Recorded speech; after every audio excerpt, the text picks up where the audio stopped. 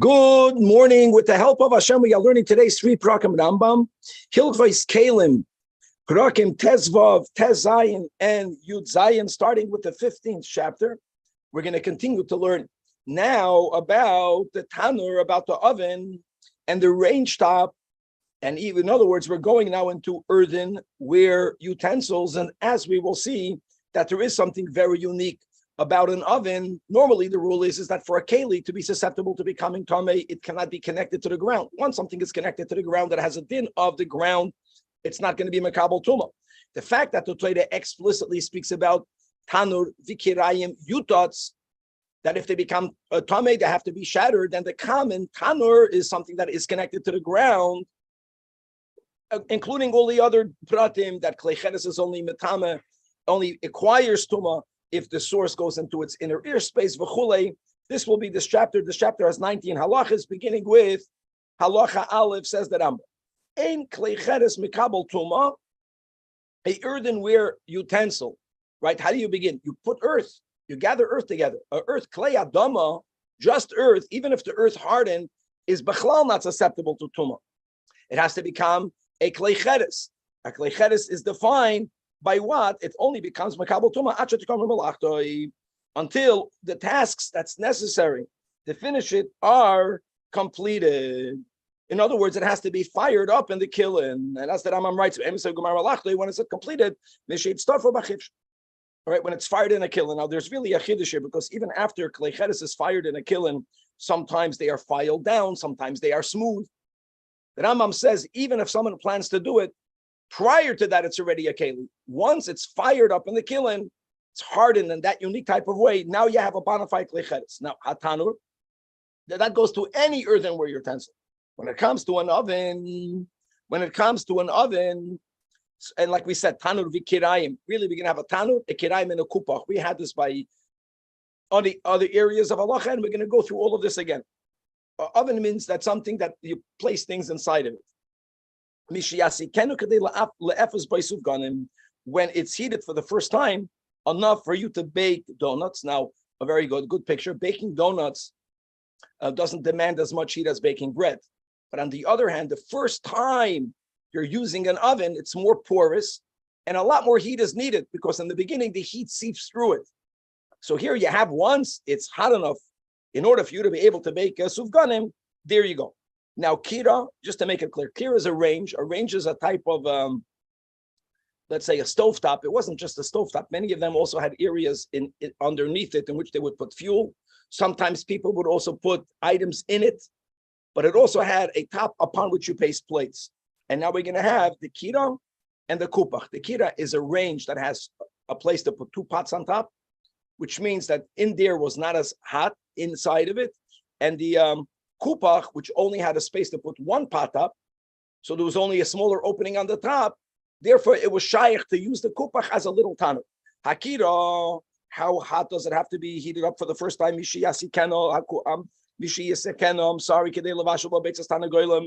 it's heated enough, in order for a steered egg that's placed in a frying pan, and the tanagoyla suruf and a sunaba ilfos should be able to be heated up.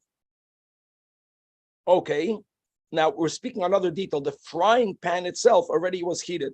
If the frying pan is not heated, then we're speaking about much more heat.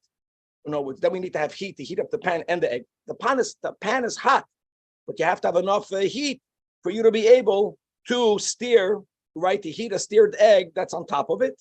And the kupach, which only has a place for one pot on top. So how much heat do you have to have in it for it now to become considered a kleichedes? That's makabel tuma. If it was made primarily to be used for the inside of it, like we mentioned, there's only one opening on the top. Then shiure ketanur, right, to cook donuts, to bake donuts, and also lebishul. If it was made primarily to be used as a range, shiure kekira kedei levashil oleo beitzas tarnegolim. Okay, halacha base. Hanur shehischel of noisei. When you begin building an oven. Now, what's the issue over here? They were built in stages many times. And at some point, they were already usable. Sometimes we say that if you intend to make it into, let's say, the leather, you're making it into a garment, just because now it's good for a mat, it's not a finished product yet. We don't say that by the Tanur. If it's large enough, meaning that if it has 4 tfachim of height, and you heated it up, and it's now big enough for you to be able to use it because of this halachic shear, then mekabel tumam. That's a big chiddush. Even though you did not build it yet to its ultimate height. And if to begin with, it's considered a small tanur, if it's a tefach height. Hakira, how big does the kira have to be? When it's 3 finger breadths. And again, and the kupach, like we had in Halacha Aleph, if you are primarily going to be using it as an oven, so then it has to have the 4 tefachim height. And if you're primarily going to be using it as a range, that it is 3 etzbois. Halacha Gimel. Tanur shehusek ma'achaydev. An oven was seated only from behind, from the outside of it. Oy shehusek mebeisu uman. It was seated in the shop of the craftsman without having any food placed in it. That's the key. Or it got heated, as we'll see in a moment to story, as long as it reached that level of heat, which means it closed the pores of this earth, becomes a shard.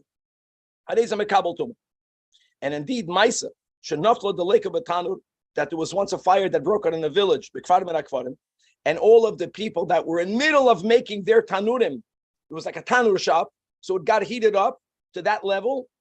And they said that now, even though it was not done ledas, it was a disaster. Nevertheless, it has the status of a tanur, and it's makabel tum. Tanur shehisikul liyas tzoylaboy. An oven that was seated to roast food in it. In other words, we're going to learn a detail now that it has to be made for food. But if it was made to whiten bundles of flax naturally is darkish. And when you heat it up, that is how it becomes whited. It looks clean. It's tarred because this is very important. What does that mean? I'm sorry. It's if the oven is burning in a village, that's already becomes impure, and this one is not. Because we are saying that the type of heat that's needed, lalabin bayunin, is very insignificant. That's the way I understand it. In other words, it only requires a small amount of heat. Makes sense. Okay.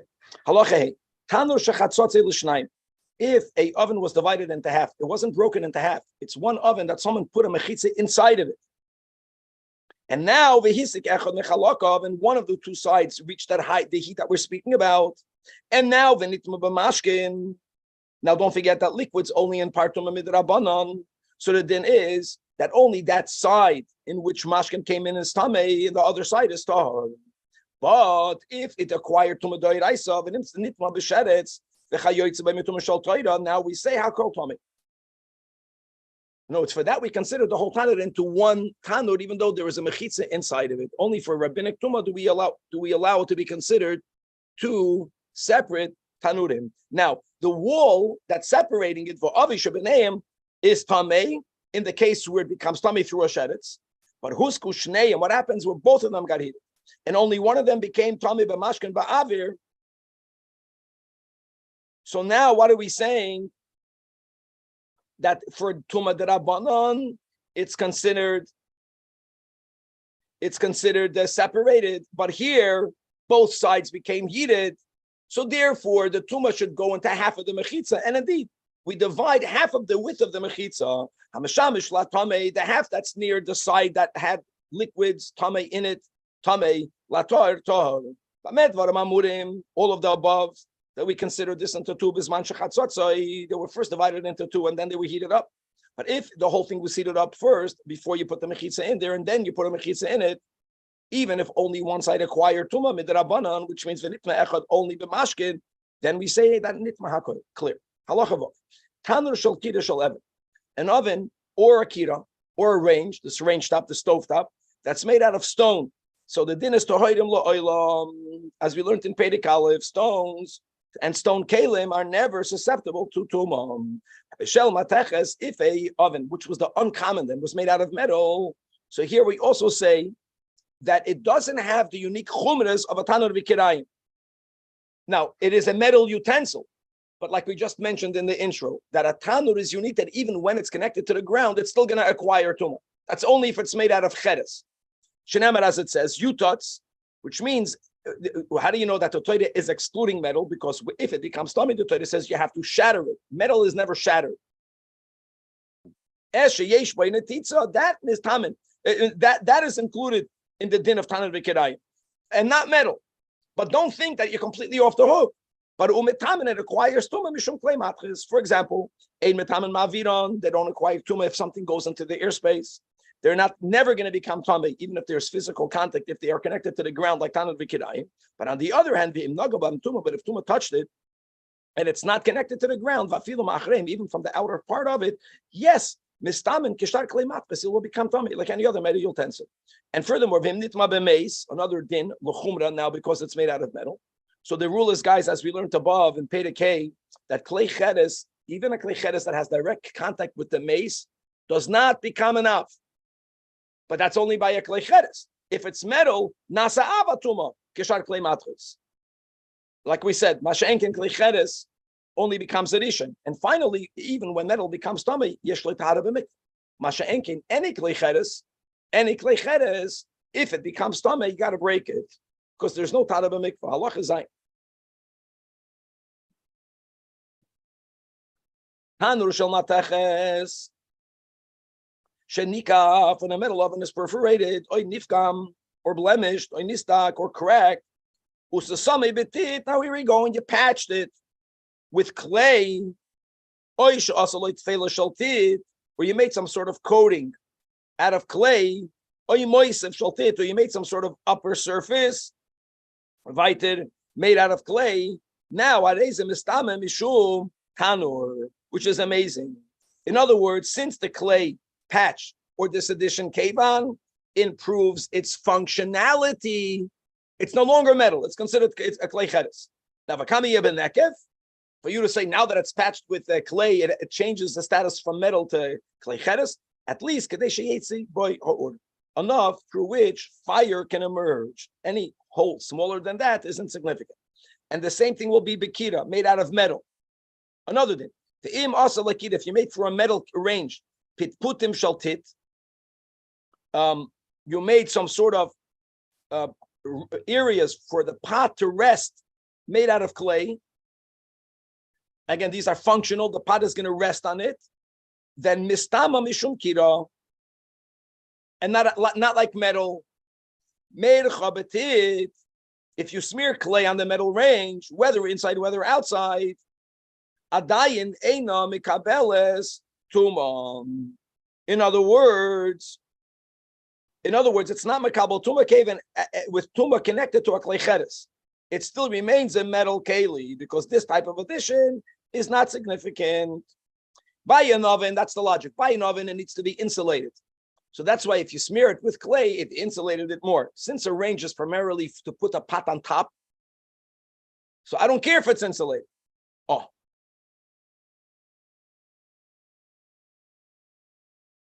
Tanur, the whole chapter will be now with these nuances. We're speaking about an earthenware, a normal tanur. Even if it's hanging on a camel,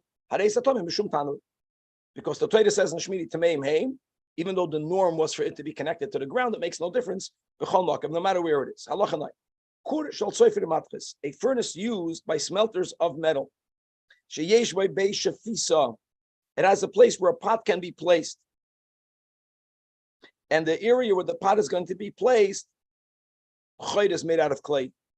So that gives that entire furnace a din of kira.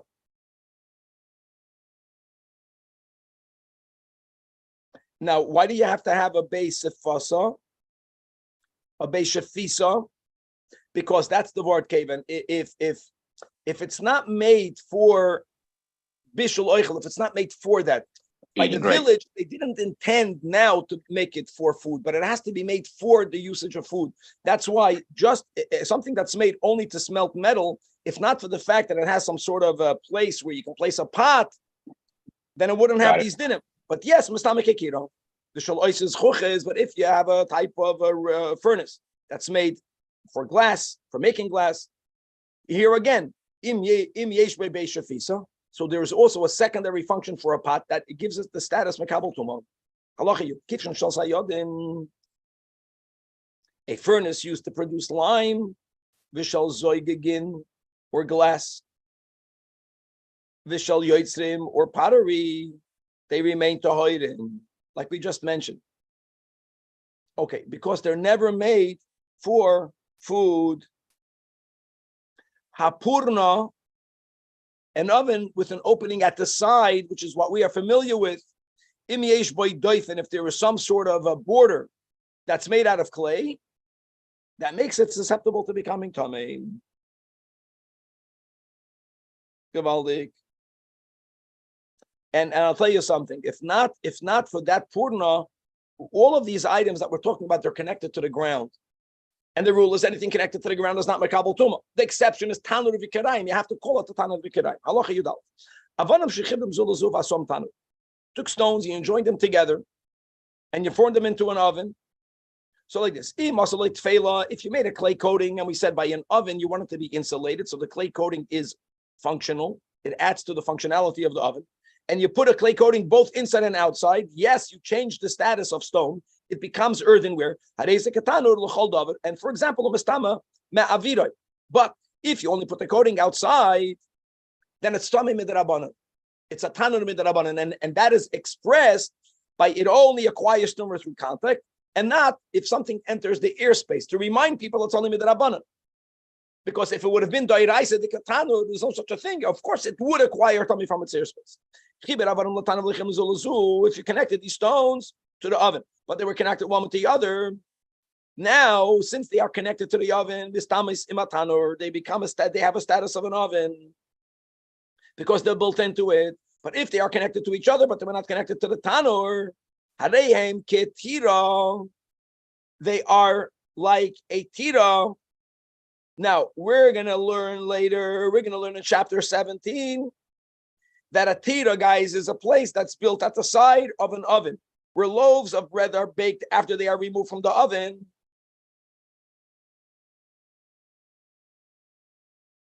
And what's going to be the din? And what's going to be the din of a tira? That if the tanur becomes tamei, the tira becomes tamei. That's going to be the din of a tira.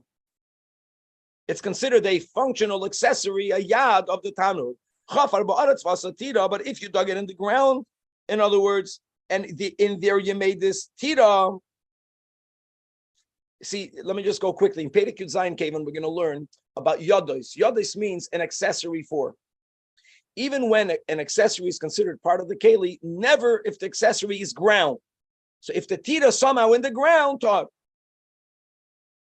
Now, the tira of a tanur is tamei. The tira of a kira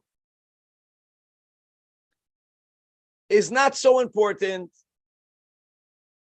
And since it's not, let's say, l'tsoyrech the kira, it doesn't have a din of a yad, and therefore it remains taught. Halacha yud beis. Shtei chaviyos.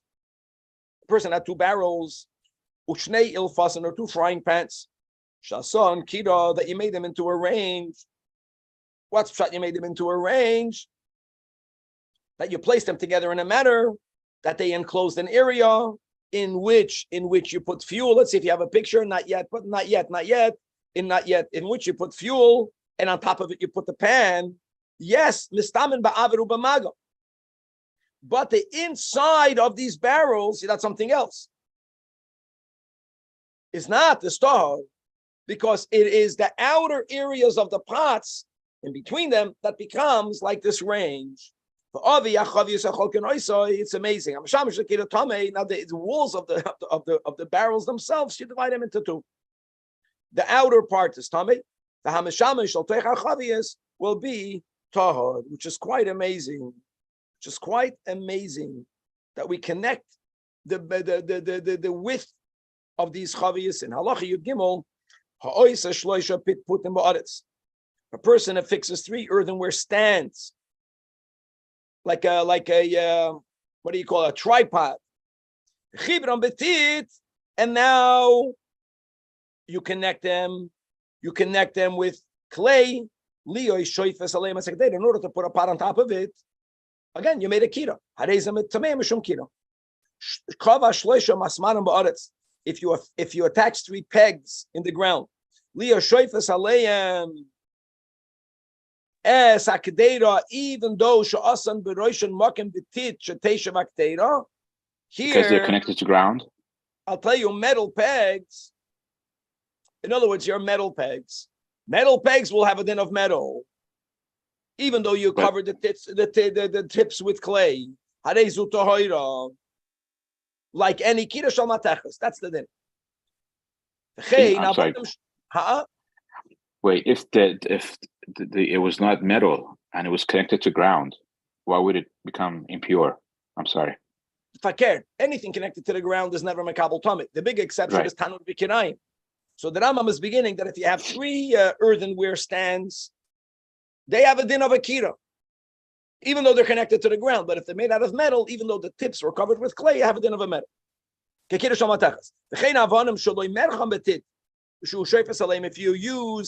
you use stones that were not coated with clay, and you place a pot on top of it, it won't be makabel tuma.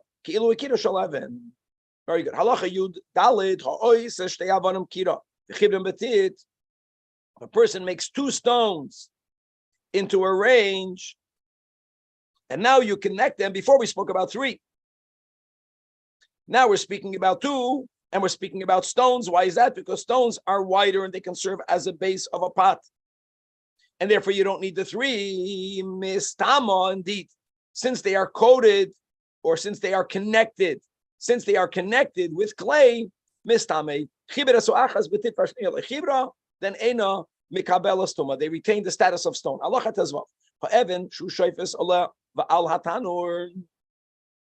When a person rests a pot on a stone and on an oven, here we go, or on the stone and on a kira, or on a stone and on a kupach, the pictures are not needed yet. We say that what? That yes, that the stone becomes part of the kira, and yes, temeya. But if it's on a stone and a wall, stone on a rock, then in a mekabel stoma. Very good. Halacha tazai. Kira satabach. A range made by a cook. Cook sells large amounts of meat, and therefore a cook, he would light up many ranges at a time, and he would cook a pot on top of each one. And he connects all of them together. Since this is not something, right, that is going to permanently stay that way, even though he's using it right now that way, we don't consider them to be one kira. And loy nitmu kulam. Okay. Halacha Yud Zayin. Now, Kevin is excited with his pictures. Sholish Avanim. Shechibram Betit. And guys, look at this. Look at the picture to the left. And you made them into 2 kiros.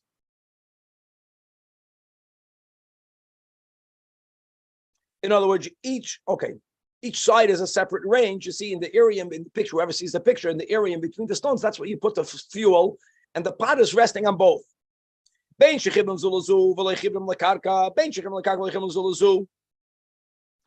nitmas achas, guys, we're speaking about tuma through mashkin, as we'll see. So then, like this, the middle stone a chiddush.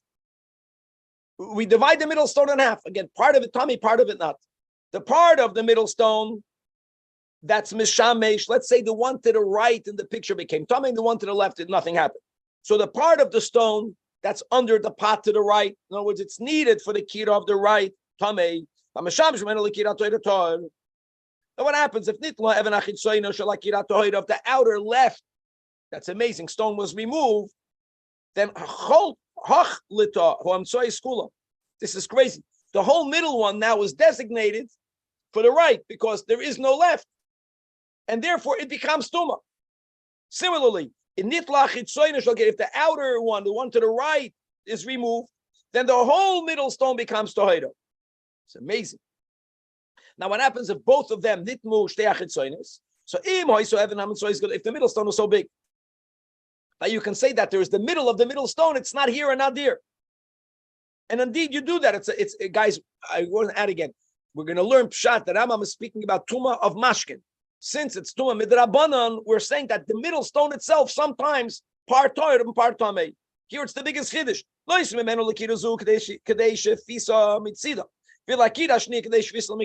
In other words, you look at the middle stone, the part that's needed for the pot of the right and the other part that's needed for the pot of the left, that becomes tamei. But the middle vashar toyer. And the final thing will be what happens if the whole middle stone is removed. So I want to know whether there is a pot that was used then, a large pot, that can be placed on both outer stones, now that you remove the middle one. Then indeed it's still considered a kira, and now both sides will be tamei. But if they are so far away that the common large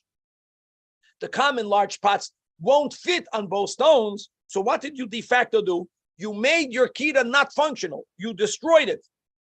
And as we'll be learning, when you have a keli that's tamei, if it's so broken, that's it. Ois, the tuma goes away. Tohaira. Now, another thing, you removed it and now you put it back. So we don't say that the tuma comes back. We don't say that. Even if you put it back and you re-smear it with clay, so you made a bona fide clay tanur, okay? So now it's a new tanur. New kira. It's a new kira. But here again, since it's new, you have to do what we did in the beginning of this chapter. You have to reheat it up. Like we had on halacha aleph. Halacha yudches, it's getting late. Shasa and kira minitmas. Two stones were made into a range.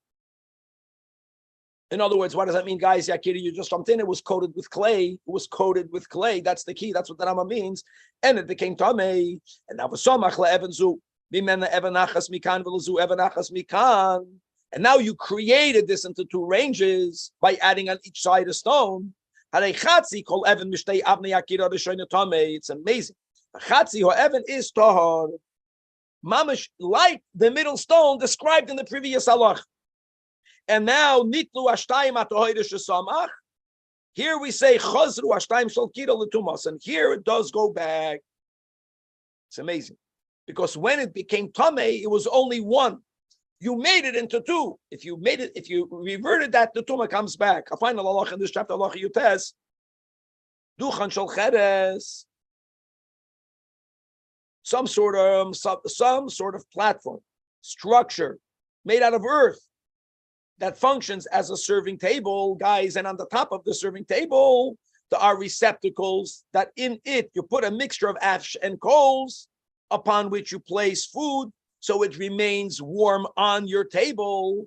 This is all before electricity. That's a duchon shel cheres, shesh beis kibul, hakederes, and in this beis kibul you have remetz nasim b'toichai.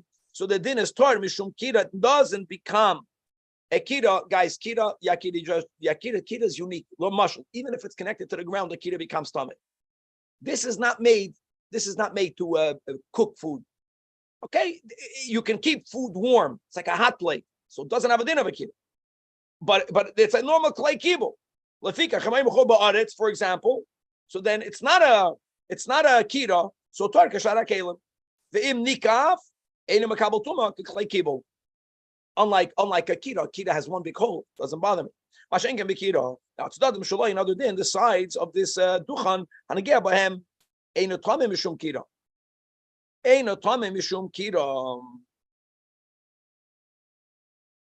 Harachav shaloi sheyesh l'shas bishul. Now there is a part on it. Into when it says duchan. Duchan is some sort of platform, and it's an earthenware structure.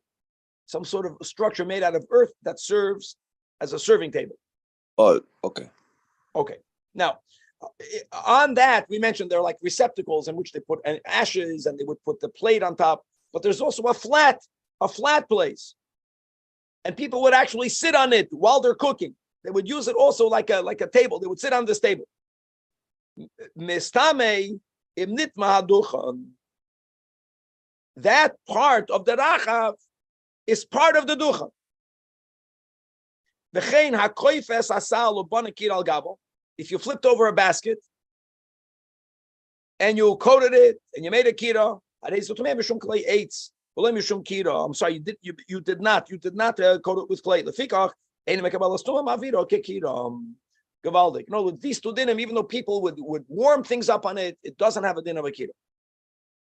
Next chapter, Perek Tezvav, is moving on, not how it becomes tamei, from when does it become tamei, what parts become tamei, but now we're going into the purification, the tara of a tanur, and part of it will be that tanur was speaking about a clay cheres, as we mentioned in the previous chapter, and once a clay cheres becomes tamei, the rule normally is you have to break it, and indeed, how much of it has to be broken for you to say it's no longer a functional keli and it loses its tuma. In this chapter, we're going to have the famous case of the Tanur Shalachnoi, Bava Mitzia Daf Nun Tes Amud Beis, with the Chachamim, with Rabbi Eliezer, Emashgich and the Baskoil. That will be one of the cases of the Tanurim and whether it's broken or whether it's susceptible or not susceptible to tuma. This chapter has 14 halachas, beginning with halacha al. Tanur Gadol. Shiyarav. If you took apart a Tanur Gadol, it mamash fits to the rules we learned in the previous chapter. So just like we were learning in the last chapter, guys, that when you're building a Tanur, right? So yeah, before this picture, so imagine you're building the top.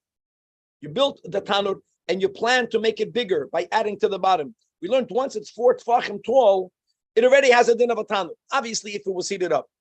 If you have a very large Tanur and it became tamei, and now you have to break it for it to lose its tumah. If you only diminished it, but it's still 4 tfachim high, it didn't lose its tumah. You get it? Sheyarav arba tfachim. When will it lose its tuma? When it's not even the 4 tfachim. And a little tanur, if it is beroiv be'en, it did not lose its tuma. For example, im nishabar gadol arba ubakotten rubai. First of all, it's considered a keli. That means if it's not tamei yet, it can still be makabel tuma. And also, as we'll see in a moment, if it became tamei, it doesn't lose its tuma. But if you had a big, tall oven and you diminished it where it's not even 4 tfachim tall, or if it was lechatchila, a small tanur, and now you diminished it that it's not the roiv, it's the miut, pachas mikan, it's not mekabel tuma. And also, if it was already tamei, unesatzoi, and you diminished it, right? You shattered it, you broke it. Achashir by pachas and now it became tar. Nishar boy arboy roiv akoton. If it's exactly that shear, no, it has to be less. If it is 4, if it is roiv adayinu b'tumasoi. Now, when it comes to the kita that we learned about in the previous chapter, here also, if it became tamei, and now you want to break it, so she yorel shalosh etzba'os. That means if it's still 3 etzba'os, it's still a kita. Hakupach. It depends if it was made lafia shiyurei ketanur, gadol 4 tfachim, katul roif, lebishul shiyurei kekira, 3 etzba'os versus less than 3 etzba'os. Halacha beis. If you have an oven and it became tamei, you don't want to destroy it.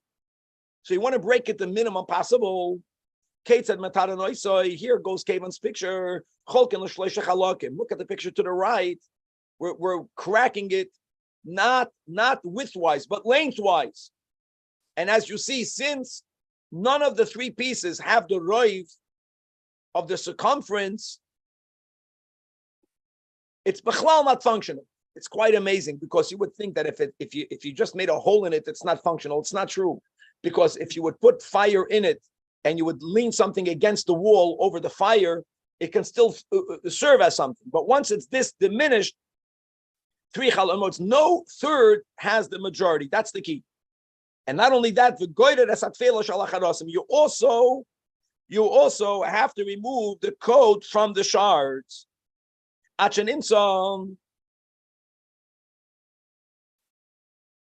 Because if you would only crack the earthenware proper and you leave the coating will connect it somehow. Each one should be separated. I mean, the Has to be standing without any coating of clay. That's key. That's key. Now it's not functional. You couldn't have just removed the coating and not break it? No. Okay, that's it. Now, chilka l'shnayim, if you broke it into two and you remove the coating, and one of them, it's not 50-50. One is gadol and one is cotton. Guys, this is amazing. So the gadol is tummy, but the cotton is star. So here you see, it's not the magic of three. We're saying it to break it into thirds to make sure that no part has roiv. And take it. If you divide it l'shnayim b'shavim, now it looks to you that it's 50-50. But many times in halacha we have this concept. It's really not 50. One side is a bit bigger than the other. We don't know which one is the bigger one. So kol echad mehem tamei, because she'ef shalachavin, each one might be the bigger one. Avol tavlo shel cheres. You have a tablet, like a top. Sheyesh loy doifen, that it has some sort of wall. So in other words, it's a tray that has a thickness, and that wall is needed. The border that you broke it into two, since no side has a wall surrounding it. So you had some sort of tabletop that had a border around. Now no side has the border. Both parts are tohoira. You don't have to have miyud. But that's only if it's divided 50-50. But if you know one side is bigger, even by this tabla, it retains its tuma. Halacha gimel. These are the rules. If you divide it into three, but like we mentioned, it's all about having each part should be less than the majority. What happens if one of them is as big as the two? One as big as the two is still in the picture to the right, which means that one is 50%. And if it's 50%, 0.1, then it's taka bigger. Now goes the picture to the left. If you did not break it, the lengthwise, you broke it apart by making widthwise a complete breakage all around it. So now you have like rings. So which is the shear of a tanur. So since not one ring is for each one is less, then the whole thing is stopped. To the point that even if you had them now replace one on the other, and you smeared it with clay, and we don't say that the tuma goes back. No, which means why? Because panam chadasha is a new tana. Who? But again, we learned in the previous chapter. If it's a new oven and you coated it with clay, the clay has to become hardened. How does the clay become hardened? Now, if you put the rings back together, but they always remain separated one with the other because you put a lot of sand in between them or pebbles in between them, even though you coated it all on top, this is important. This is not the Tanur Shalachnoi. This is not the Tanur Shalachnoi. In other words, the substance of the oven itself always remains separated from the coating, because in between it and the coating, you have sand. In between it and the coating, you have pebbles. And that's the meaning of the Mishnah and Kalim, that there's a type of tanur that a nida and a tohida can bake together, and v'hu toid, because it's not mekabel tuma. Now, forget about the case of the choil and the tzroidus. You cracked it in the picture to the left, but there is one ring that has 4 tvachim. You know what we say? We say that part mistama b'maga v'loy mistama ba'avir. In other words, since the majority of the rings are less than 4 tvachim, as a whole, midoiraisa, as a whole, none of it is tamei. Elamam midirabanan, it's tamei, and we learned this in the past chapter. And how do they say tumah derabanan? Many times by eklecheres, it acquires tumah b'maga, but not avir. But v'shara chol yes tohiris. That's for sure, even midirabanan. Halacha dal. Tana shuba mechutuk mabesa uman. Now, ovens, sometimes they come to your house, all the furniture you buy today comes like this. They don't come all built together, which is a terrible thing for people like me. Shreklach. You have to build it. So you get the pieces, and but what did they do? They made life simple. So they built outside of it some sort of hooks that when you mount it together and you put the hooks, you're connected.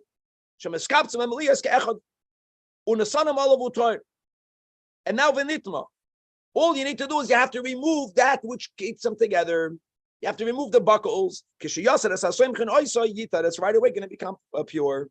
And now, even if you put it back together, it remains pure. Because when it's opened up, it's not functional. If you coated it with tit, which is the real way to do it, so now but here you don't have to warm it up because shikvar husak. That's the chiddush. So the tuma can hang on only while the pieces are fully connected, and as soon as We're saying, but here there's a big nuance here. We're saying even though that when you open it up, the tuma goes back, but when you put it back together, you don't have to reheat it. That's the big chiddush. Okay, right. Even though you put it together with clay, and normally the rule is if you build it together with clay, you have to reheat it. Okay, halacha hey. Now, this is the Tanu Shalachmai, guys. This is Gavaldi. It's a whole story, and Gamliel and Rabbi Eliezer, and ultimately in Mashkichem the Baskoim, that's Chuni Bane, not Chuni. That's this Tanu Shechatochi Chulias. They cut it up widthwise, like the picture to the left, and they put sand ben Chulia lechulia. Now, outside they smeared it with clay. Now, I want to emphasize the clay that they put on the outside is not being intervened with the sand. That's how this is worse. But still, every in between the rings, you have choil, which is earth, which is why Rabbi Eliezer felt it never can become tamei. And the Chachamim argued. And even though the Baskoil sided with Rabbi Eliezer, we don't follow that. Achrei Rabim lahatois, ein mashgichim bebaskoil, arei zeh mekabel tuma. Halacha vav. Yoiras ha'arviim. There were pits that were used by the Arabs, meaning that they would dig a hole in the ground and they would smear clay inside of it. So how do we view that? See, Gavaldik, make believe it would not be in the ground.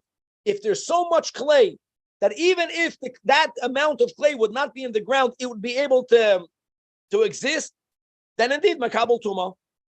Vimlav, then we consider it a pit in the ground. The pit in the ground is not makabel tuma. Allah chazayin, maybe shivli cheres. Person brings shards of earth and wherever it did, and he sticks them together.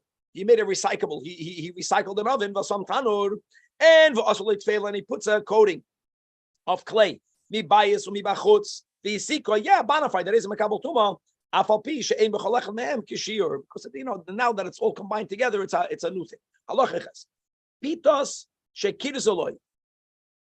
Now, when you have a barrel, I want to tell you guys, let's chazer some rules over here. When a person has a klei cheres, remember this, and it broke, the rule is that as long as, if you would lean it to the side, remember that din? If when you lean it to the side, and it can still hold a certain amount of mashkin, it doesn't lose its tumah.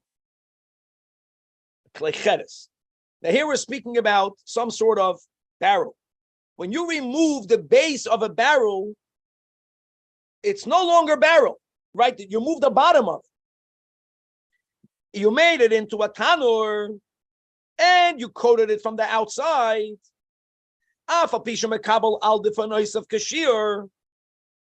Which is the 4 tfachim, by a bigger oven, it remains tahar. It's nish taher and nish tahin. And he explains like this. Klei cheres shetahar ein leitum la'olam. Only if you make it into a tanur. The definition of a tanur is something that is coating from the inside and from the outside. This is important. A keli, it's not, guys. See, it's not a keli, that's the word, and it's not a tanur. It's not a tanur, it's not coated from both sides. It's not a keli because you remove the base of the keli. Beautiful. Halacha 9. Tanur shal sedakim. You have an oven with cracks, and you fix the cracks. That you make a coating for each one of these little pieces. But you didn't cover the cracks themselves. So the heat, kaven, will seep out of the cracks. Then yes, it is a listama. In other words, patching up an oven. If now the oven is functional, so now it's an oven. If you place clay or lime or gypsum, shaivo, shemarim. So we consider it an unfinished product? 1 second. Batzek oy galalim, then it's taught. In other words, if you use to fix the cracks something that you don't make a tanur out of, it's not going to be halachically considered the proper patch. And therefore, you have a cracked oven, halacha yud, which is not makabel tumah. Sedek tanur. When the crack of an oven is in the corner, even though you smear clay at its sides. In other words, you attach the oven to the wall with clay, it remains tahor. You have to understand something, because what are you using to cover the cracks, Kavan? The wall. That's not good. You're getting the wall to cover it. It's stuck to the wall, but it's not called fix the crack. Now, halacha yudal. Wait, so you don't say if it can hold a certain amount of liquid and all that stuff? You don't say that here? No, forget about the liquid. We don't say, in other words, that's not go. If an oven has cracks and if it's not halachically called a good patch, you have to put the clay in the crack, not to fix it near the wall. Halacha yudal. Daf shel tanur. You have a shelf that's outside the oven, and you place it in the corner in order to bake with it. The shelf is protruding from the oven. When the oven becomes very hot, the tray also becomes hot, and you can bake stuff on it. It's amazing. So it's functional, but halachically it's not oven. It's not oven. If this is the majority of the tanur, you have to have pictures of it, which Rabbi Steinsaltz didn't find.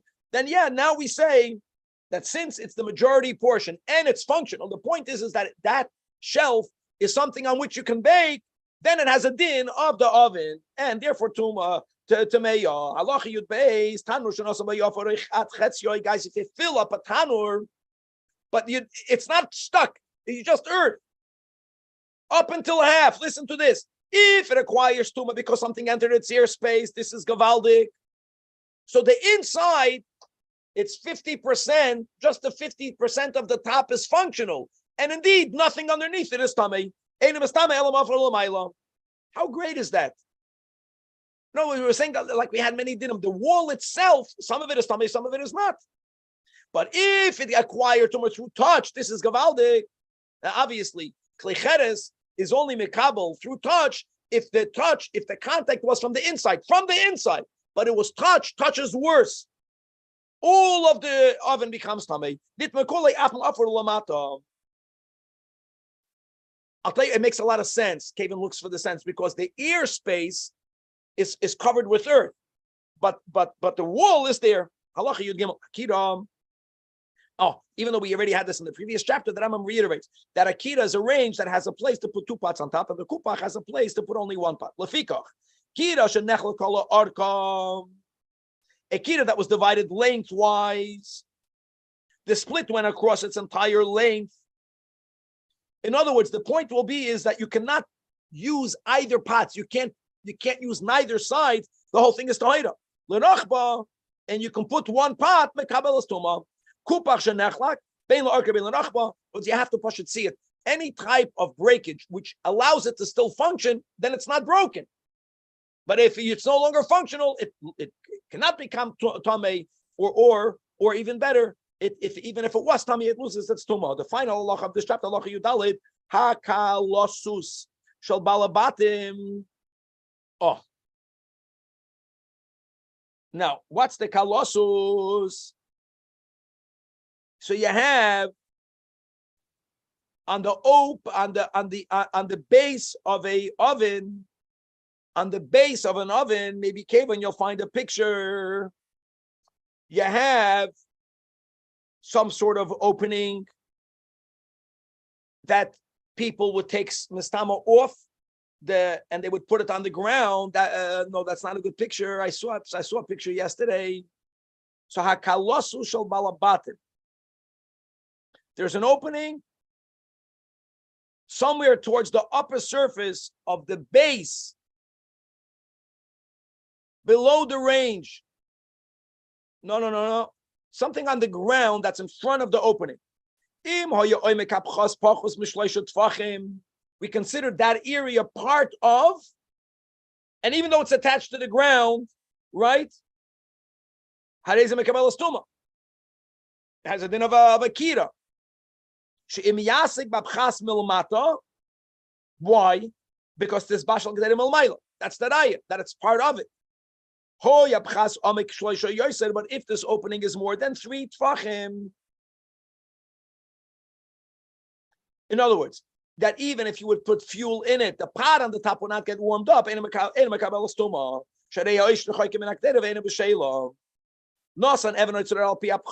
happens if you diminish? That's it. That's the picture.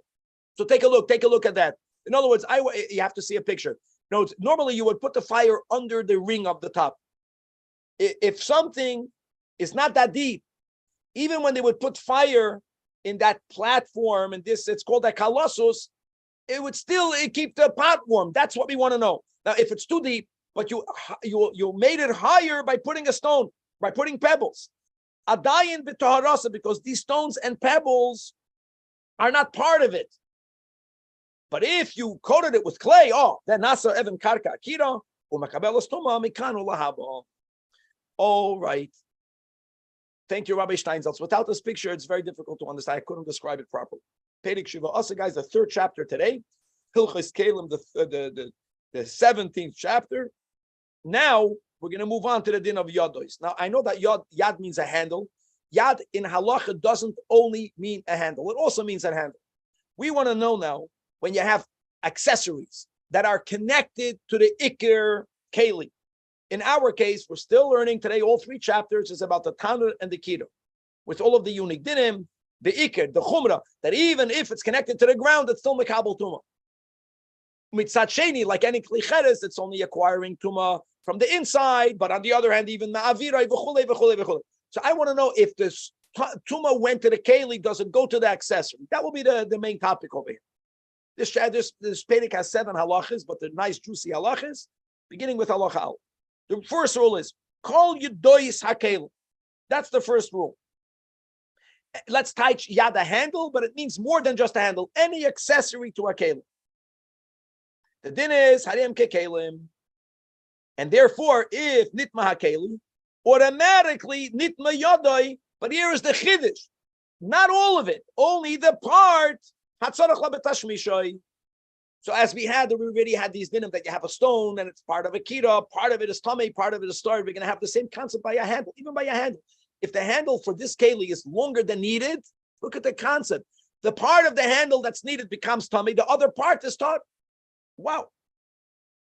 The she'ein tzarich remains tar. Kamoi she'yizba'er. Lefika ha'even ha'yotzes min ha'tanur. Tefach. And they needed those stones. Or minakira, only 3 etzba'os. And I'll tell you more than that. If you were now to remove this even, if you were now to remove it, they would lose their heat. So there needed to be there. Chibur.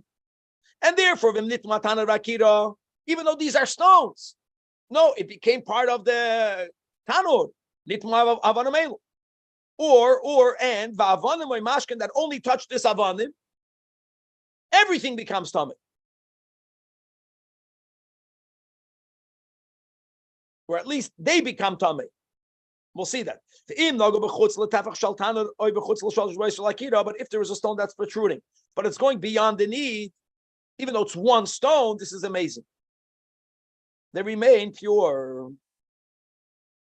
In other words, I want to say the reason why this adds to the functionality, Kavan, is because it doesn't allow heat to escape. So the part of the stone that's longer than the shiurim, that's the word over here. They don't contribute to the functionality of the oven. But they contribute for you to being able to touch it, open it, whatever. No. You don't lift these items are not lifted. They're not lifted. They many of them are actually connected to the ground. Okay. So what's their function? Their function is to keep the hole closed. Got it. Now, could you have made the oven without this stone? Yeah, could have made it all out of clay. I know that, but you didn't. So it's now that this is in it. If the stone would be too little, it wouldn't do well. You need to have that length for it to remain a stone. Halacha base. Hakupach, we said already, it's arranged with only one place on the top. So if it was made, we had this again and again and again today. If it was made lafiyam, then the size of such a stone is like it is by a tanur. If it was made mainly for bishul, right, you have the smaller shear. No, it's the a tefach for a tanur and the 3 etzbos for a kira. Shura kekira. Halacha gimel musaf hatanur. If an extra layer of earth is placed on top of an oven,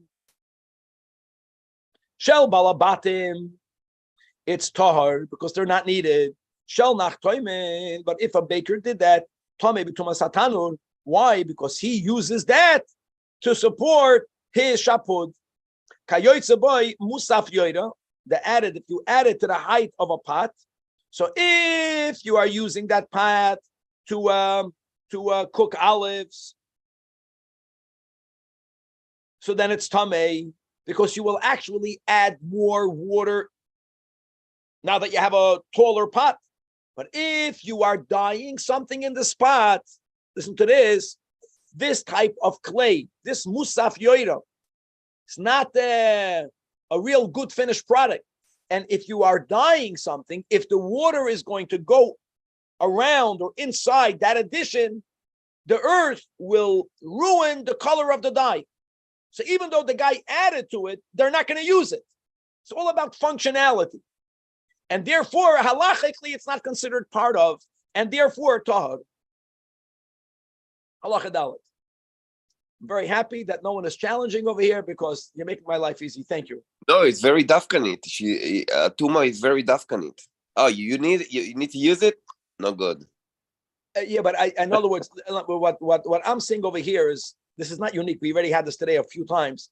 That one thing can have 2 statuses. Not or tad or tummy. That part. Amazing. Atera sakino, the crown of a range. So what they did is that they would build. You have to have a picture of this. Even though the picture cave in the pudding is not perfect, but that's good enough. Even this is for later. In other words, when I put a pot on the range, the way it was built, right, the fire is underneath it, it's going to cook it too much. What happens if it's cooked already, but I only want to keep its warmth? I know today you lowered the flame. They didn't have that then. So they would have some sort of taller stand, and they would lift the pot on top of the stand. So it's still on top of the stand, on top of the hole. But now it's only going to retain its warmth. That's this crown. It's amazing that it's tohoida. It's amazing that it's tohoida because it's not the range. Range is to be mavashal. That's not to be mavashal. Now, tiras hatanur, we just mentioned this before. It's some sort of a shelf that's coming out of a tanur. To a keli, the beginning lacha. How come it doesn't mitzaref lekili? Because at the beginning, we learned that the letzorich shimush, and here you see it. You clearly see. Because I think it has this a tanur. A kira is for be mevashel. This is dafka not to be mevashel. Right, but the definition was letzorich shimush is to retain of the keli. So the stone is helping the oven stay hot enough for you to make bread. If you would remove that stone, you would not be able to use it for afiyah. That's called a tzorech shimush. And don't forget, I just want to reiterate that we're speaking about the kira that's connected to the ground. So normally the rule should be, it should never be mekabel tumah. The Torah was machadash and shmini, tanur v'kirayim yutats. But it has to be a kira. If it's not a kira, because it's not made, it's only made to keep things warm, then it doesn't have a din of a kira. Now, a tira satanur v'amakim abonim mitzidoi. It's some sort of place that's built on the side of the oven. Shemanichem bayisapas, that when you remove the bread, you have to put it there. See, that's not like yakir. It's not like keeping your pot warm. No, if you want to eat right now, you don't want to keep it warm. When you finish cooking, you can eat it right away. By the bread, that's the way it works. You need it to cool it off first. So it's more connected to the function of baking. So like this, see, it's amazing. It's about the height. If it's high, then you remove it and you put it on it. And let me tell you something. The big thing will be, even if it's not physically connected. If it's not connected and it's so low, then but if it's connected, then even if afilu al shalosh avonim, then temeim. In other words, you arrange 3 stones at the side of the oven, and you put a tira on these stones. This looks like something very Mickey Mouse temporary. If now it's connected, the chiddush here will be that if it's 4 tfachim high, even if it's not connected, that's the kasha. If it's not connected, it doesn't work that way. That's the way they would have a tanur, and that would a tanur needed to come with a tira satanur, and this is the tira satanur. Halacha Beis hapach, a place at the side. We're speaking about of a kira where oil is going to be stored. So you have oil on the side, or a place that was built in order for you to put spices, or a place on the side where you put a lamp. All shabakira. Im nitmakira b'maga, what's midrabanan, they're called mechubarim, and not midoiraisa. And therefore, for us to remember that it's only midrabanan, not to burn truman kachim, only to be toiling. So if there was a tuma through maga, nitmu kulan, but vim naba ba'avir, since midoiraisa, the beis hapach, the beis hatvalim, the beis haner are not considered connected. Lo nitmu lefi she'ein chibur lalam divrei sefer. Well, lefi kachas lalam heker kadesh le'yisrael la'amal goin truma v'kach. V'chein kol shano oim le'me'ingen zeh. Whenever we mention, when it comes to is it connected? Is it not connected? Mistama b'magav and mistama ba'avir gedeng. It means ein chibur elam divrayim, and therefore the chachamim made a heker to remind that it's only midrabanan kadesh least for all of kachim elo toilin halacha vo chatzar hakira, an open space in front of a range. This is a structure that's built a structure that's built next to a range that somehow used to facilitate the cooking on the range. It must be that. So bisman shigavoy shalosh ba'ois. Don't forget, the kira is used to put stuff on top. So something next to it that is at least a little bit high, and people put from there on it. Harei ze chibur. It's like today when you have a range, you have to have in the kitchen, you have to have what's it called, countertops. Without countertops, it becomes very difficult. The picture was for the last one, Rabbi. Sorry. The picture was supposed to be for the last one. Yeah. We're going to get there. It took me a while. Ve'im nitmas hakira oy chatzeira. Here, midoiraisa, it's considered connected, so it doesn't matter how they acquire tuma.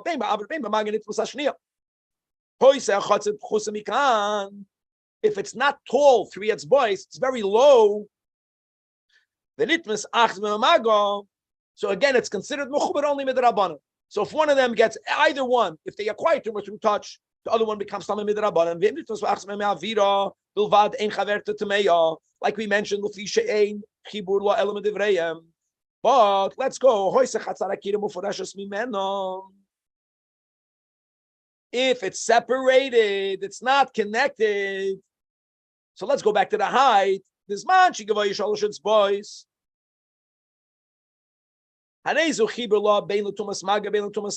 Which is quite amazing. Where did we just have this? By the tira satanur. That was the chiddush of the Rambam. That tira satanur, if something was so needed for the function of, even if it's not physically connected, it's considered part of. Wow. And the same thing will be with this chatzar. But if it was not 3 etzba'os, guys, and it's not physically connected, or if it doesn't have some sort of border, which was needed, then ain't a chibur at all. At all. And im nitmes akira beima vida beima maga chatzar tohira. And the same thing if the nitmes chatzar akira tohira. The final chapter. Now, let's go back to the kira. And the same thing will be with the kupach, by the way. So you have a range. The hole is very big. A pot will go through it. So what's that called today on top of the stove top? What do we put? These racks. There's a name for it. They have like these teeth coming out. So like this, when you put the pot, I mean, it's... We miss you. Huh? We missed Danny Fishman at this moment. Yeah, we need Danny Fishman. So these are called pitpute kiram. Trivets. Trivets upon which you paste the plot. If not, the pot is going to go into the hole. So first of all, the rule is that they normally would have 3. That's the rule number 1. Shloisha. In modern Hebrew, but it's for sure not.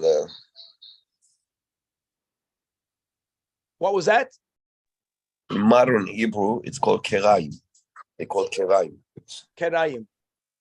Great. Okay, now I guess. Im goiva kol echad mehem shalosh boysoy pachos. If the height, there's the height, and then there's how much does it go in. If it's not more than 3 handbreadths, don't forget we mentioned before that if you build something very high on top of the opening, that's just to keep stuff warm. That's a whole different thing. So if it's 3 or less, imnit misakira, bein b'maga, or only ba'avid, all of this 3 become tamei. They're a yad. And it's not only if it's 3, if there's 4, whatever the number is, they are part of the kira. Now, don't throw that yet. Don't throw that yet. Wait. Now, what happens if you begin with 3 and 1 was removed? So the functionality is not so good anymore. Im nitme sakira b'maga midrabanan, it's still considered connected. Only midrabanan. So then, if it becomes something through maga, then it mush happen put them shenisharu. But if the kira, the range, becomes tummy only ba'avir, since midoiraisa, if you don't have 3, it's difficult to put a pot on it. So it's no longer considered a yad. It's not part of it. Lenitmeima. Now, what happens if lechatchila you made 2? Also, see, guys, if you have 3, think about it. When you lose 1, it's the worst. But if lechatchila you only made 2, then you build it in a way where one is mamish directly opposite the other. It's more functional. Even if lechatchila you made 2, says the Rambam, midoiraisa, it's not considered functional part of a yad.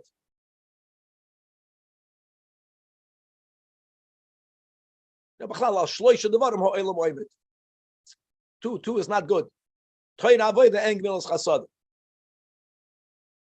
If you lose any one of these 3, then you're resting on what? Very nice, Rabbi. Thank you. Now there's another issue. Yakir. Question is why we human walking on 2 legs. We're not solid. I'm very good. That's the whole pshat. That we should realize that we're shaky. Look at all of us. One little kanak, God forbid, we are constantly being taken apart. We just ignore it. No, we're being broken down, all of us guys, and then we're trying to rebuild, and then God takes us down again. And we don't get it yet. But that's the pshat that mitzad echad, the behema is working on 4 is solid. The types of sheva yipol tzaddik, sheva yipol even the tzaddik, that's because we're working on 2 legs. Now, if another issue, if these pitputim are too tall, so this is what we say, guys. Now that's amazing. It's not like the whole thing is not connected, like we had in the previous chapters. The lower part of the pitputim from 3 and down. Listen, mistam and imam. Wow. Even though the pot is all the way on the top, but a range needs to have these trivets. So the lower part of it is considered connected. So if the kira became tamei, the lower part of the pitputim becomes tamei. But only midrabanan. It's mamash unbelievable.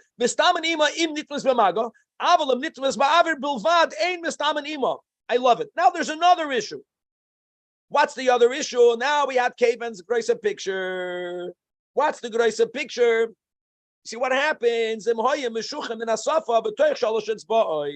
you can please put up your crown, you have to have a picture. You see over here, you see what happens is like this, is that you have the hole right through which the heat is coming up. You have these pitputim. So this is a great picture because aside of you see from the picture that if it's too tall, at some point the pot cannot cook What happens if they go out? So he says like this: if they are with at least betoich shalosh etzba'os, b'stamanima, bein shenitmas b'maga, bein shenis ma'aver. But you look at the tops of these pitputim, if they go beyond, guys, not in, they're going out. So now, are those parts considered part of the kira? Only midrabanan, those parts. And therefore, like we keep on learning, mestam and ima in nitmas b'maga, but very good. But if nitmas b'aver bilvad, ein mestam asima. And finally, the Rambam writes a very important rule. Whenever you have shiyurim, etzba'os, fachim, ama, in halacha, in a side of, is it Rabbi Avraham Chaim Noah? Is it the other aside of that? I'm not even going into that. You know, when you hold your tefach, is it a tefach when you're tightly squeezed together? Is it a tefach when your fingers are loosely together? And there's tzad chamur, tzad kula. It's not a one-way street. In certain areas in halacha, we always will be machmir. In other areas of halacha, you're going to be consistent. Here, the Rambam writes, when it comes to all of these shiyurim, you will always be lenient. Always be lenient. Meaning, like, how is three? First of all, just a finger breadth always is the width of a thumb. That you remember. But when you speak about three, so what is it? Is it when you put them tight together? Right, that can be, in our case, that's going to be a kula, because when you put them tight, we're saying that all of the pitputim that are beyond 3 tfachim, at least midoiraisa, they're not tamei. So if the kira acquire tuma ma'avira, it remains tahar. Yeah, what happens if you leave them loose together? It is 3. Only if you make it tight is it beyond 3. And whichever side you want to go, the Rambam is saying always be mekel. Always be mekel. The aim and dagdik. Why? Because where did we get to the 3? Or where did we get by the oven 4 tfachim high? Where did we get that from? So normally the rule is shiyurim is a halacha l'moshe misinai. Not these shiyurim. Not these shiyurim. Because shekulan, all of the shiyurim by tum and tara, is it connected? Is it not connected? Is it big enough? Is it small enough? It's amazing. They're only divrei soifrim. And therefore, we always are going to be lenient. Gan Eden. Shkoyach. Shkoyach Rabbi Zajac, it's amazing. Thank you, Caveman, for the pictures. Helped a lot today without the guys, B'chlal, you have to have pictures. And thank you, Rabbi Evan Yisrael. Thank you. And I think as time goes on, the Rambams are getting better. I know that people told me there's a chitrik Rambam. I mean, I'm just using that. They're Gavaldik Rambams. It's so helpful. It's so helpful. Or when you learn the Mishnayos, and whether it is the art scroll, right, or the Kahasi, all these things without pictures, with pictures. In other words, just to be machazik each other. It's not hard. It's not hard. It's technical. You don't understand the mitzias. If you see the picture, the concepts. Now sometimes Kavan gets stuck on the concepts.